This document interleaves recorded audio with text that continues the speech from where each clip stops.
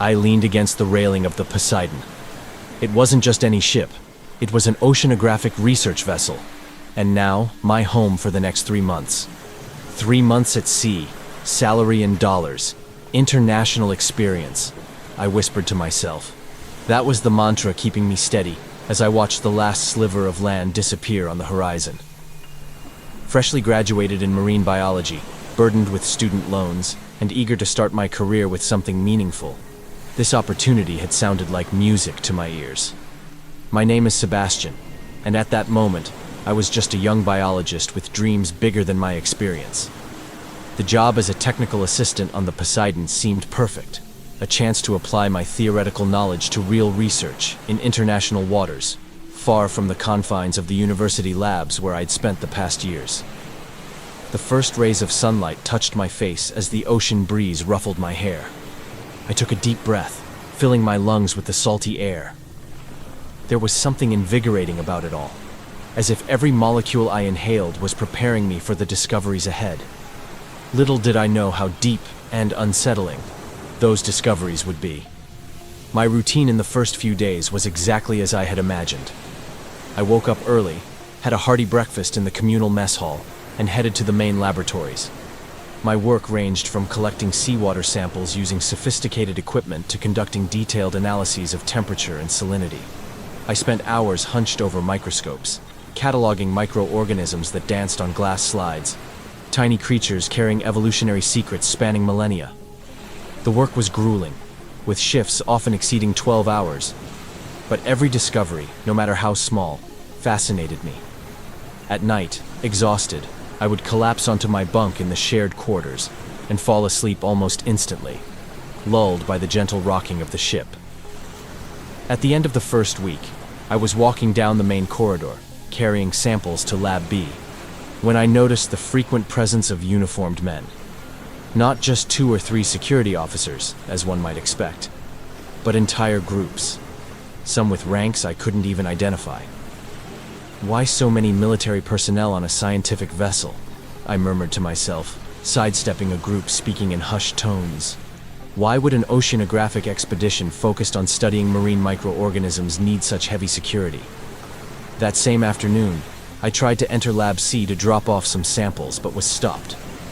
A stern-faced officer informed me that the area was restricted to authorized personnel only. When I argued that I needed to deliver important material, he simply repeated firmly, "Restricted area. Hand the samples over to me." The feeling of unease only grew in the following days. The lower deck was completely off-limits to technicians like me, unusual for a scientific ship, where collaboration across different team levels was typically encouraged. Several laboratories remained constantly locked, with access restricted to senior scientists and specific military personnel. Even more unsettling were the meetings. They took place at night when most of the crew was resting. Lights on in closed rooms, muffled voices, tense expressions when the attendees emerged. Sometimes, I would cross paths with Dr. Helena Voss, the lead scientist, leaving those meetings with a troubled look, followed by high-ranking officers who never smiled. During my mealtime conversations, I tried to probe other technicians and junior scientists about my observations. Most simply shrugged, too preoccupied with their own tasks to notice details that fell outside their routine. Others admitted to having noticed strange things, but preferred not to comment. The salary was too good to risk trouble. One night, in the nearly empty mess hall, I found my first real clue. Sitting in a corner with my coffee mug, struggling to keep my eyes open after an exhausting day, I noticed 2 senior scientists at a distant table. They were so engrossed in their heated discussion that they didn't notice my presence. The older one, Dr. Yuri, a Russian physicist who rarely spoke with the technical staff, was gesturing emphatically. "The pressure at that depth should have disintegrated any terrestrial organism," he remarked, his voice betraying a mix of fascination and concern. His colleague, Dr. Ortiz, if I wasn't mistaken, leaned forward and responded in a lower tone, almost a whisper, but I still managed to catch it. But it didn't. That's why we're here, isn't it? Because they aren't terrestrial. I pretended to be focused on my coffee, but my ears picked up every word like finely tuned antennas. They? Who were they? Non-terrestrial organisms? My scientific mind immediately thought of extremophiles, organisms capable of surviving in extreme conditions. But why so much secrecy around this? The conversation was cut short when another scientist joined them, shifting the topic to something trivial about work schedules. I remained in the mess hall for a while, processing what I had heard, until exhaustion finally got the better of me, and I returned to my quarters. That night, sleep didn't come easily. Lying in my bunk while my roommates snored peacefully, I replayed the scientist's words over and over in my mind. Organisms that should have been crushed by pressure, non-terrestrial beings, a scientific vessel heavily guarded by the military, restricted areas, secret meetings. The pieces didn't fit the puzzle of a simple oceanographic expedition. Something much bigger was happening aboard the Poseidon. Something potentially groundbreaking for science, or too dangerous to be revealed to the world.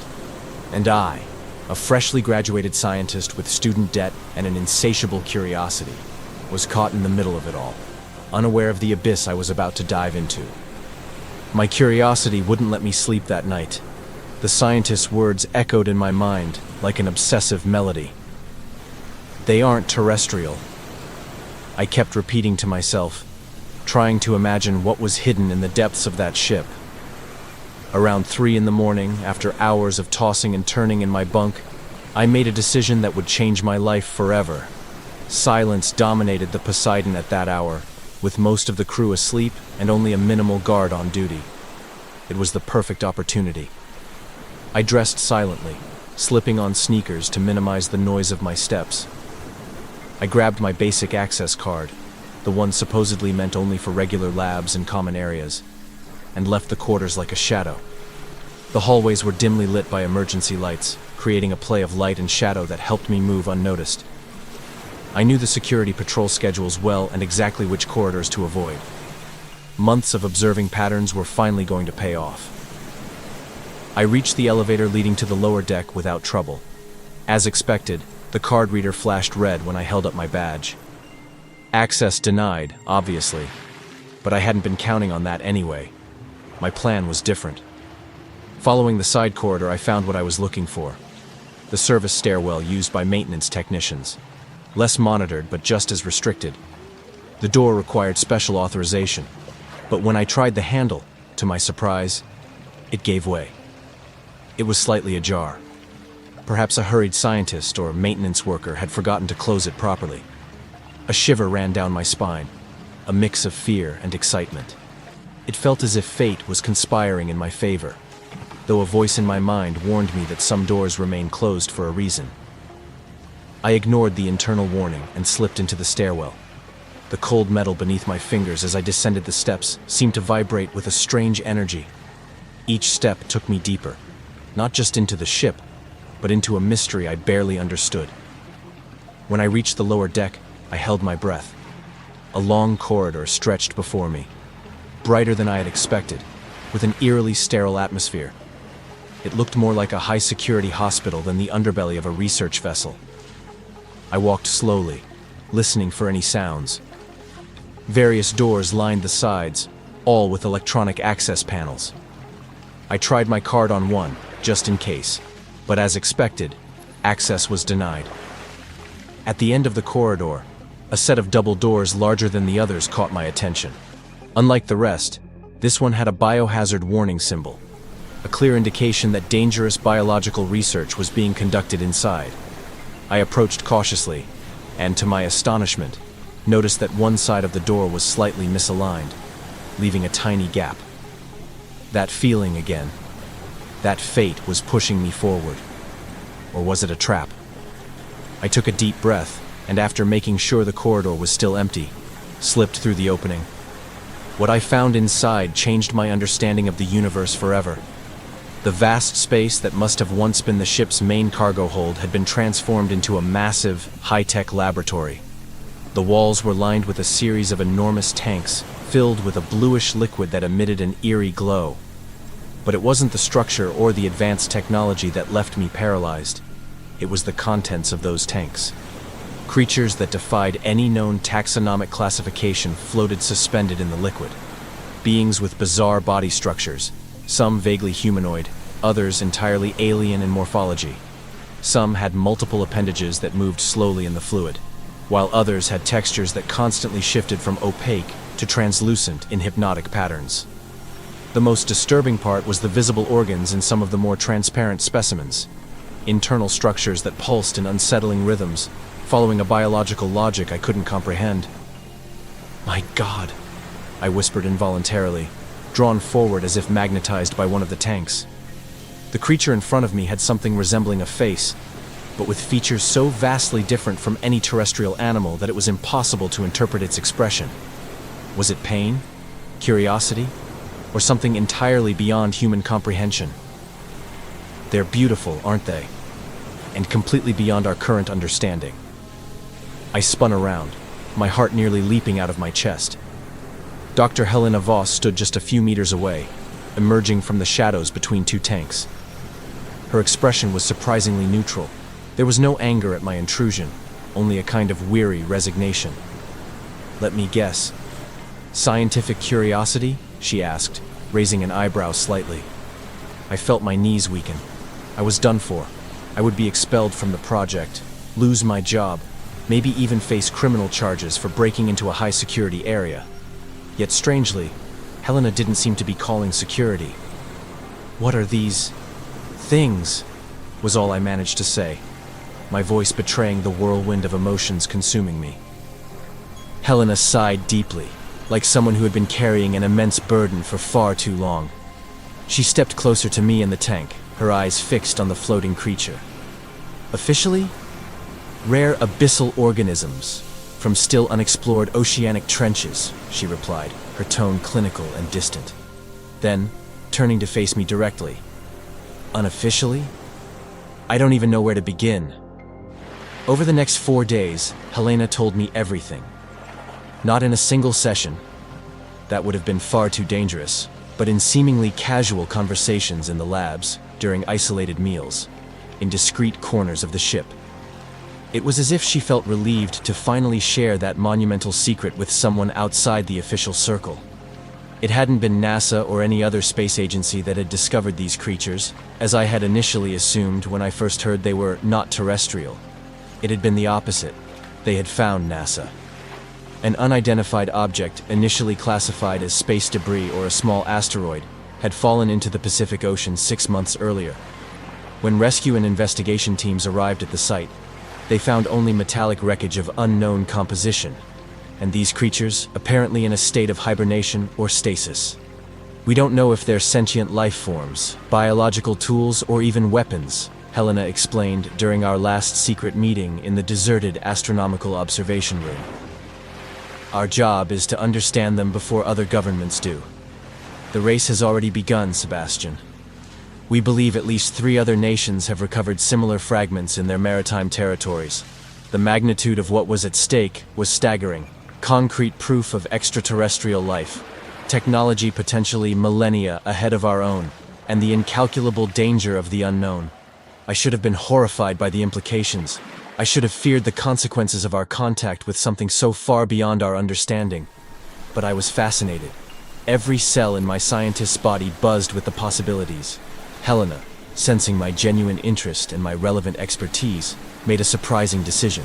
She allowed me to take part in the research under her direct supervision. "We need fresh minds, untainted by years of scientific dogma," she justified, as she signed my clearance for access to the main laboratory on the lower deck. "Besides, since you found your way here on your own, it's better to keep you close where I can watch you." At that moment, I felt like I had won the academic lottery. Access to discoveries that would revolutionize not only biology, but humanity's entire understanding of life in the universe. Later, I realized Helena had made a grave mistake in bringing me onto the team. Not because I was incapable or untrustworthy, but because some discoveries are too dangerous for humanity. Some doors, once opened, can never be closed again. And that was exactly what we proved, in the most terrible way possible. The incident occurred on the 30th day of the expedition. I will never forget that date. etched into my memory with the precision of a scar. I was working with Helena in the secondary lab, analyzing the cellular response of one of the creatures to different electrical stimuli. It was fascinating how its cells reorganized almost instantly, adapting to any external interference, something impossible for terrestrial organisms. Suddenly, the alarm blared, shrill and urgent. Level 4 contamination alert. Immediate isolation. Repeat. Level 4 contamination alert. This is not a drill. Helena and I exchanged alarmed glances. Level 4 was the highest biological security protocol, reserved for lethal pathogens with no known treatment. We ran to the security monitors displaying the other areas of the lab. The images from the main lab revealed the chaos unfolding. A containment system failure, later suspected to be sabotage, had released a spore-like substance from one of the creatures we were studying. The two technicians present at the time, Marcus and Denise, were on the floor convulsing, while their supervisor struggled to activate the emergency protocol. "My God," Helena whispered beside me, her voice trembling. "It's happening faster than in the mouse trials." On the monitors, we watched in horror as Marcus's body began to transform. His skin took on a strange texture, like translucent scales reflecting the fluorescent lab lights. Denise screamed, clutching her own arm where bluish patches were rapidly forming. "We need to seal the entire lower deck," Helena said, frantically typing commands into the nearby console. "And contact the captain immediately. Supervisor Torres," I pointed at the monitor. "He's trying to help them." Helena looked, horrified. Torres, disregarding all safety protocols, was attempting to drag Marcus out of the lab. It was his fatal mistake, and potentially ours as well. "No, he's going to get infected and spread it." She didn't finish the sentence. On the monitor, we saw Torres inhale the invisible spores. Seconds later, he released Marcus and clutched his throat, his face contorted in intense pain. The quarantine protocols activated automatically, sealing off the lower deck with hermetic doors. But Helena and I knew it was already too late. Torres had left the main lab before the doors shut, carrying the microscopic spores with him. "We need to get out of here now," Helena said, grabbing an emergency bioprotection kit. "Put this on. Don't breathe without the mask. Don't touch anything without gloves." We donned the improvised suits, masks, gloves, plastic coverings, and left our lab. The corridor was empty, but in the distance, we could hear screams. We ran in the opposite direction, searching for the emergency elevator. "What's happening to them?" I asked as we ran. "What are these spores?" "It's an intelligent infection," Helena replied, her voice muffled by the mask. "In the small mammal trials, we saw that it doesn't just transform the host, it compels them to infect others. It's as if it has a purpose." We reached the elevator only to find it had been disabled by the emergency protocol. Helena entered her maximum clearance code, overriding the automatic lockdown. The doors slid open, and we stepped in quickly. "Where are we going?" I asked, feeling a cold sweat trickling down my back beneath the improvised suit. "The bridge," she replied. "We need to coordinate with the captain and assess how far the infection has spread."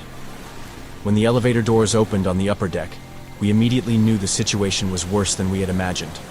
Bodies lay scattered in the corridor, some writhing with the first signs of transformation, others completely motionless. A security officer raised his weapon at us the moment the doors slid open. "Identify yourselves!" he shouted, visibly shaken. "Dr. Helena Voss, scientific director, and Sebastian Collins, research assistant," Helena answered with forced calm. "We're clean. We just came up from the secondary lab, which wasn't exposed. We need to get to the bridge immediately." The officer hesitated but lowered his weapon. "Follow me. We have to use the side stairwells. The main corridors are compromised." As we followed him through the narrow stairwell, he updated us on the situation. Torres had managed to reach the central ventilation system before succumbing completely to the infection. The spores had spread through nearly every compartment of the ship within minutes. "How many haven't been affected?" Helena asked. "We're not sure. We've lost contact with multiple sectors," the officer replied. "There are 5 of us left on the bridge, plus you two, and maybe a few others who managed to isolate themselves in time." We arrived at the command bridge to find Captain Justin coordinating containment efforts, his face marked by the controlled desperation of someone who knew the situation was critical, but couldn't afford to show panic. "Dr. Voss," he acknowledged us with a nod. "Tell me you have some idea how to control this situation." Helena stepped toward the security monitors displaying various areas of the ship. The sight was terrifying. In some corridors, creatures that could no longer be called human wandered erratically. Bodies partially transformed, their textures and colors alien, their movements uncoordinated, but seemingly purposeful. "It's an intelligent infection," Helena shouted, repeating what she had already told me. "It doesn't just transform the host, it compels them to spread the infection. We need to understand how it propagates to contain it." The following hours were a nightmare of desperate planning and horrifying discoveries. Through the monitors, we observed the progress of the infection. Out of the original 60 crew members, we confirmed that only 7 remained uninfected. Helena and me, 2 other scientists, Scarlett from the genetics department and John from the physics team, and 3 military personnel, Captain Justin, Lieutenant Rodriguez, and Sergeant Connor. Barricaded in the command bridge, we watched helplessly as the hybrid creatures, half human, half something incomprehensible, roamed the ship's corridors. The worst part was recognizing familiar faces among the aberrations. Torres, with whom I had shared breakfast that very morning. Denise, whose contagious laughter had brightened night shifts. Dr. Yuri, whose words in the mess hall had sparked my entire investigation. "They seem to be communicating," Scarlett observed, pointing at one of the monitors. Indeed, the creatures appeared to be developing a rudimentary form of coordination. Some remained near the ventilation ducts like sentinels. Others methodically explored each compartment, as if searching for something, or someone. "We need to inform the base," Captain Justin insisted, typing frantically into the communications console. "Red code, absolute quarantine. No one must approach this vessel." "I think it's already too late for that," Lieutenant Rodriguez muttered, pointing at another monitor showing the ship's exterior. A supply helicopter was approaching, responding to a routine call scheduled days before. Justin immediately activated the external communicator. "Helicopter 5 Alpha, this is Captain Justin of the Poseidon. Abort approach immediately. Repeat, abort approach. We have a level 4 biological contamination situation." We watched tensely as the helicopter hovered indecisively for a few moments before finally pulling away. A small victory amid the chaos. "Or maybe we should sink the ship," Rodriguez suggested, his hand resting on his pistol. "Bury this threat at the bottom of the ocean." The silence that followed was heavy as lead. We all knew what that would mean.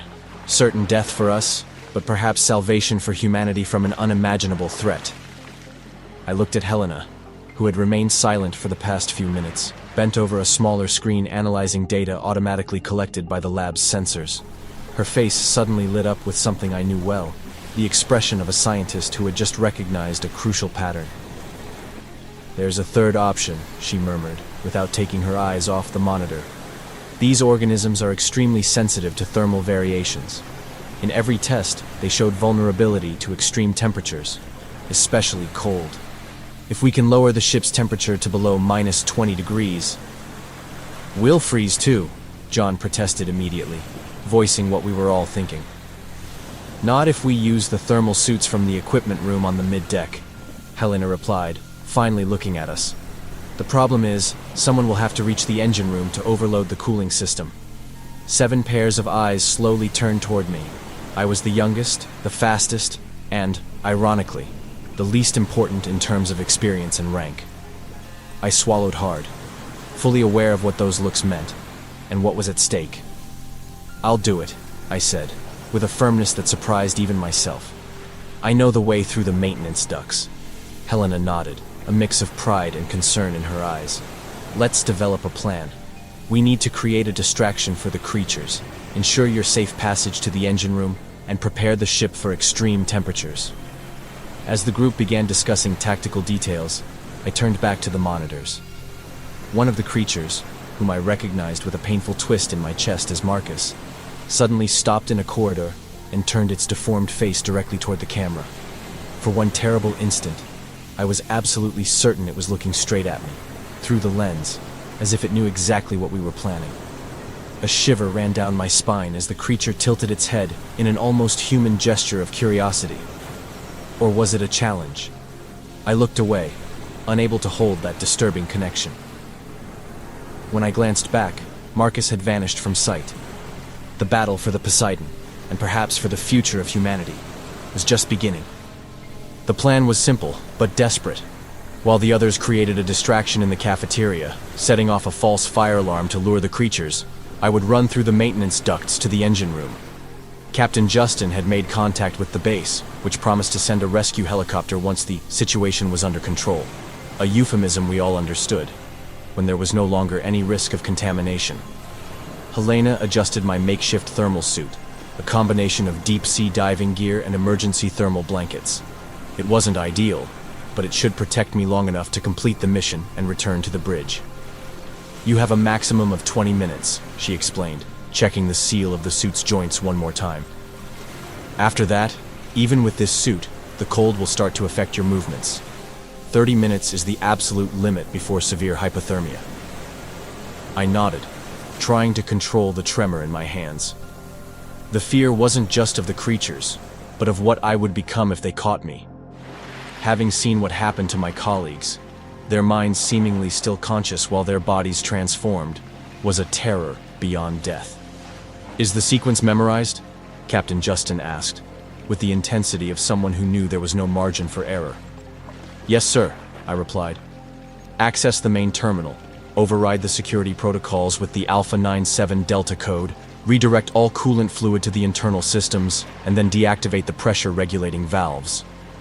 This will create a cascading effect," Helena added. "The temperature will drop to about minus 30 degrees in a matter of minutes." Rodriguez checked his watch. "The false alarm system will trigger exactly at 15:45. You'll have a window of about 3 minutes while the creatures are drawn away from your path." Scarlett approached with a small device. "Put this in your ear. It's a one-way communicator. We'll be able to talk to you, but you won't be able to respond without a microphone. At least we'll know if something goes wrong." With my heart in my throat and the weight of the mission on my shoulders, I left the relative safety of the command bridge at exactly 15:42. 3 minutes to reach the nearest maintenance duct entrance. The corridors were eerily silent. Through the internal windows, I saw that the day was clear outside, the ocean calm, a cruel contrast to the nightmare we lived inside the Poseidon.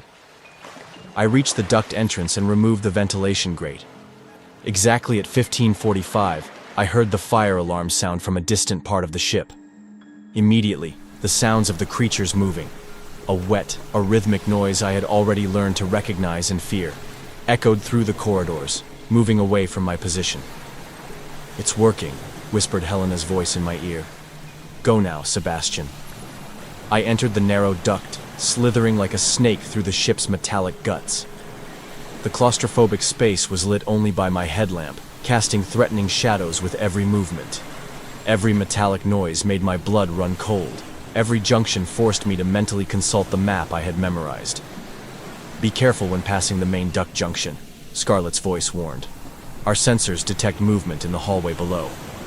I slowed my pace, inching forward over the grate that overlooked the hallway.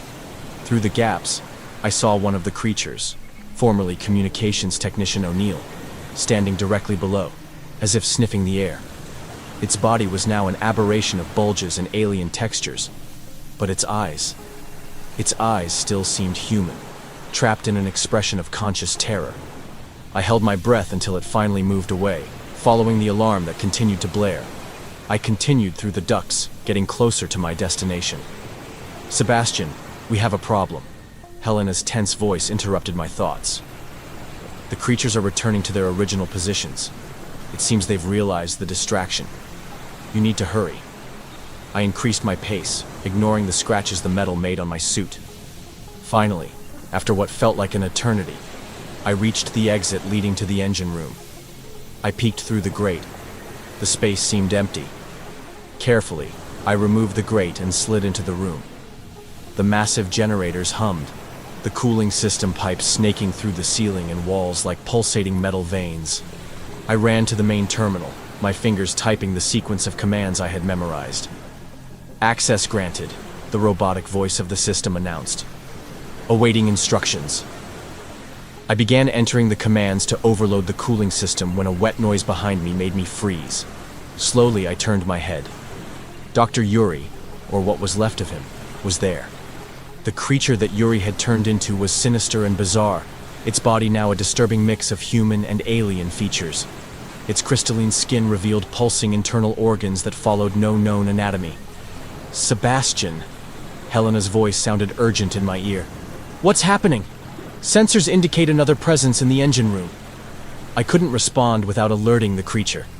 I remained still, trying to assess whether it would attack me immediately, or if I had any chance of completing my task.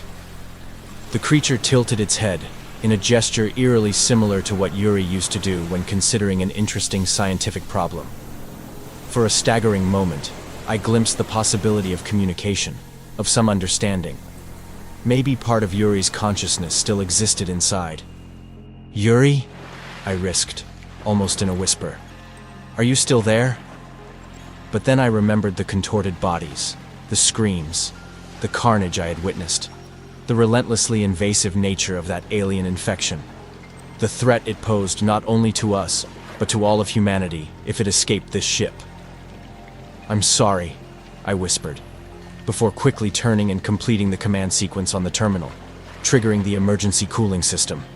The alarm sounded immediately, red lights flashing throughout the engine room. Alert! Cooling system overload initiated. All personnel must evacuate immediately. Critical temperature in T3 minutes. The creature lunged, faster than I expected. I felt its cold appendages grab my arm, the pressure surprisingly strong. Through the suit's material, I felt something like tiny needles trying to penetrate, spores trying to find a path to my skin. With a desperate move, I pushed the creature against one of the pipes, gaining a precious second to pull away. I ran for the exit, but the main door was blocked. The automatic security protocol had sealed the engine room.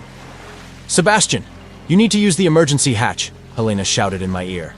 In the southeast corner, behind the secondary generator. I changed direction, dodging the creature that now moved with renewed purpose. The cold was starting to become noticeable.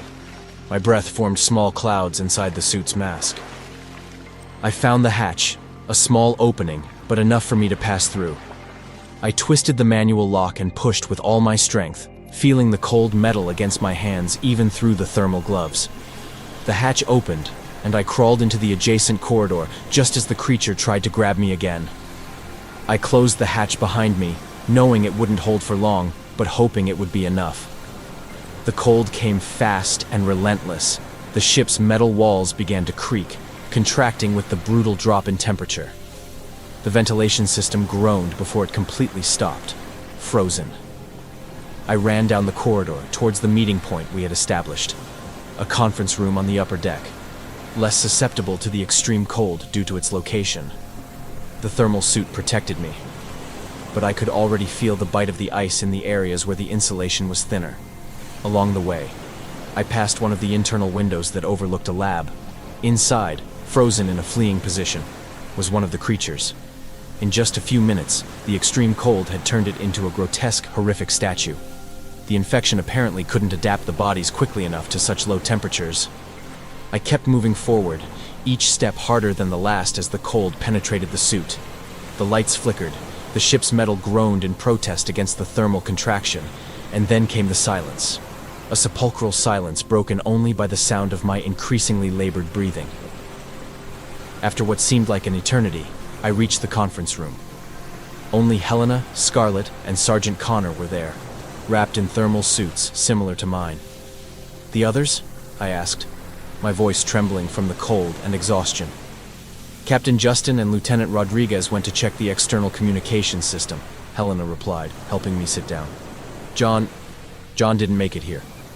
We nodded in silence, understanding what that meant. Another name on the list of the lost. The next 3 hours were the longest of my life. Huddled in that room, fighting against the cold that inexorably seeped through even our makeshift clothes, we talked to keep our sanity and awareness. Connor lost sensation in his extremities first, a worrying sign of advanced hypothermia. We took turns massaging his hands and feet, sharing the little body heat we had left. Justin and Rodriguez never returned. We assumed they had succumbed to the cold, or the creatures. Perhaps both.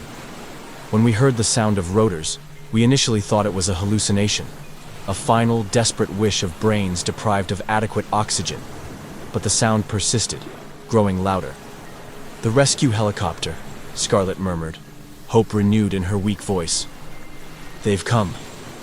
Connor, making an effort, dragged himself to the window. "It's true," he confirmed, his voice nearly faint. "They're landing on the deck." With our last strength, we managed to reach the upper deck.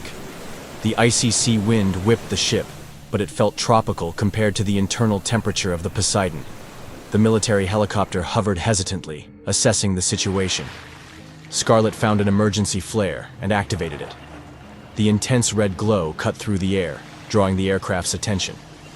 Slowly, the helicopter descended, landing on the deck at a safe distance from us.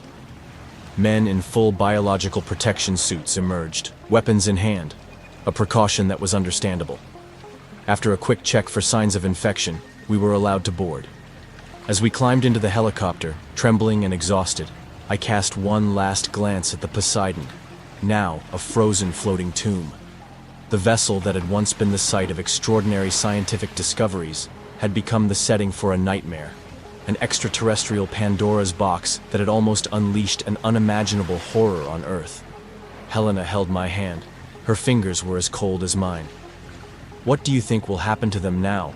she asked quietly, referring to the creatures and the frozen infected aboard. I looked out the helicopter window. On the horizon, a fleet of military ships was rapidly approaching the Poseidon. They weren't just rescue vessels. I recognized the unmistakable profiles of advanced research ships and specialized tactical units. "I think our experiment has just begun," I finally replied, as the helicopter gained altitude.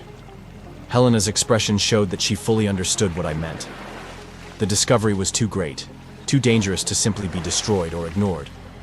Governments would want to study, understand, and inevitably try to use what we had found. "They don't understand what they're facing," she whispered. "We didn't understand either," I replied, watching the distance between us and the ship. "And we still don't." The helicopter continued its flight, taking us back to civilization, which now seemed strangely fragile and ignorant. We carried with us not only the physical and psychological scars of that experience, but also the terrible knowledge that we were not alone in the universe, and that not all encounters would be peaceful or understandable.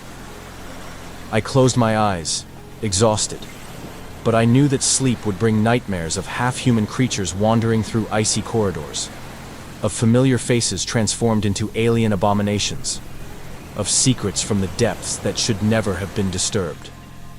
The Poseidon diminished in the distance, but the shadow of what we had discovered there would follow us forever. In my trembling, frozen hands, I discreetly held a small vial, a sample Helena didn't know I had collected. Inside it, inactive from the cold but potentially viable, were spores similar to the ones that had transformed my colleagues. An insurance policy? An object for independent study? Or just the scientific curiosity that had led me to the lower deck that fateful night, now amplified by the horror and fascination of what I had witnessed? I didn't even know how to answer.